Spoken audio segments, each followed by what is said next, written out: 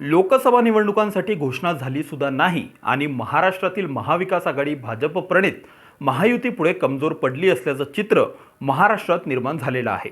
कारण आहे शरद पवार व सुप्रिया सुळे यांनी देवेंद्र फडणवीस यांची घेतलेली भेट, तर दुसरीकडे रश्मी ठाकरे व आदित्य ठाकरे यांनी पंतप्रधान नरेंद्र मोदी यांची घेतलेली भेट। अलीकडेच प्रकाशित झालेल्या काही ओपिनियन पोलमधून महाराष्ट्रात महायुतीची बाजू भक्कम असल्याचं पुढे आलंय। महायुतीच्या तुलनेत महाविकास आघाडीची अवस्था अत्यंत दयनीय असल्याचंही या ओपिनियन पोलमधून निष्पन्न झालंय।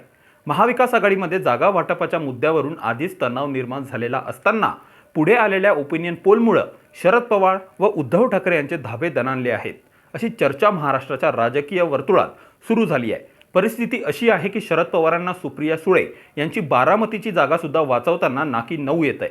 दुसरीकडे ठाकरे गटाची स्थिती सुद्धा फार काही वेगळी नाही आहे। महाविकास आघाडीमध्ये किमान 15 ते 18 जागांवर उद्धव गट लोकसभा निवडणूक लढवेल अशी चर्चा आहे। मात्र प्रत्यक्षात या सर्व लोकसभा मतदारसंघात उद्धव गटाकडे तोडीचा उमेदवार नसल्याने उद्धव गटात अस्वस्थता निर्माण झाल्याची चर्चा आहे।